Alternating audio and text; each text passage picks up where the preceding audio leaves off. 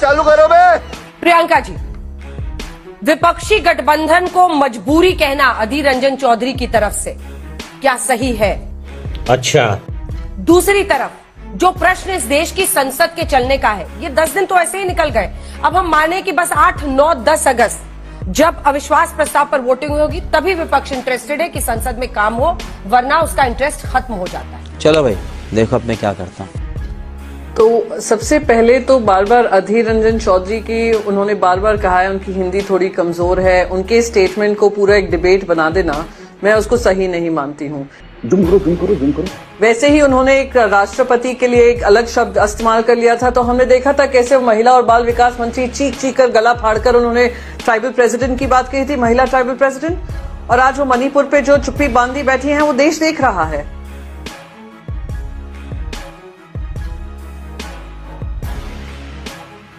और जब चीखती हैं, चिल्लाती हैं जवाब के बदले, तो बोलती हैं कि राजस्थान देखिए, वेस्ट बंगाल देखिए। तो महिला और बाल विकास मंत्री पूरे देश की हैं, सिर्फ उन्हीं राज्यों की नहीं है जहां पे भारतीय जनता पार्टी की सरकार नहीं है। बात तो सही है। सबसे पहले बात ये तो विपक्ष मजबूत है, मजबूर है, वो उसका मैं जवाब नहीं देना चाहूंगी, क्योंकि अगर आप 26 पार्टियों का गठबंधन देखेंगे, 26 पार्टियों का वोट शेयर अगर लोकसभा इलेक्शन में देखेंगे तो ये 38 पार्टियों के अलायंस से तो ज्यादा ही है। सही पकड़े हैं। पर वोट शेयर अगर आप देखेंगे तो हम ज्यादा मजबूत हैं, और हम सबका आना इसलिए ज्यादा इंपॉर्टेंट है क्योंकि प्रजातंत्र के उसूलों का और कॉन्स्टिट्यूशनल वैल्यूज का हमें सम्मान करते हुए उसको आगे बढ़ाना है देश को। मजा आया। यही नहीं, अभी और सुनिए। और जब no confidence motion speaker accept कर लेते हैं, उसके बाद कोई भी लेजिस्लेटिव बिजनेस या इंपॉर्टेंट बिल्स पास नहीं हो सकते हैं। पर इस मर्यादा को भी खत्म कर ये कॉन्स्टिट्यूशनल प्रोसेस को भी खत्म कर इन लोगों ने हड़बड़ी में दिन ब दिन every single day bills pass किए हैं। अरे बाप रे, ये तो धोती खोल रहा है। इतना छोटा पहले कभी नहीं हुआ होगा।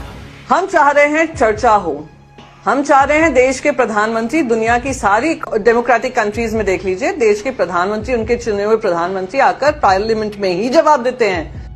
ये बड़ी अच्छी बात कही आप। ये हमारे पहले देश के प्रधानमंत्री हैं, प्रीमाइसेस में तो जवाब देंगे, पर ना राज्यसभा में आएंगे ना लोकसभा में आएंगे।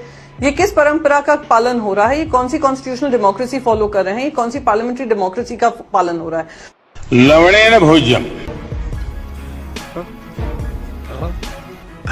गजब टूबीबाज आदमी हो। 92 डेज हो गए हैं हिंसा हुए, कोई कैबिनेट मिनिस्टर वहां पर नहीं पहुंचा है। प्राइम मिनिस्टर ने अपनी चुप्पी तोड़ी है 30 सेकंड के लिए। स्टेट गवर्नमेंट पे भरोसा नहीं। अरे गृह मंत्री, अच्छा अब तो फिर अच्छा हुआ आपने याद दिलाया। अभी मजा आएगा ना भिड़ो। 4 मई को इन महिलाओं के साथ ये जघन्य अपराध होता है। 18 मई को ये FIR दर्ज होता है। हमारे देश के गृह मंत्री 29 मई को वहां का दौरा करते हैं। क्या उनको नहीं पता था इन महिलाओं के साथ क्या हुआ है? और अगर उनको नहीं पता था तो क्या चीफ मिनिस्टर की जिम्मेदारी नहीं, जवाबदेही नहीं तय होनी चाहिए? और अगर इनको पता था तो क्या वो इस दिन का इंतजार कर रहे थे कि जब वीडियो वायरल होगा तभी हम लोगों को अरेस्ट करेंगे? तो आप ये गृह मंत्री का ये जो ये कॉस्मेटिक उनकी विजिट थी, उस पर आप मुझे ध्यान दिलाने की कोशिश ना करिए। ये बिक गई है गवर्नमेंट। अब गवर्नमेंट में कुछ नहीं है।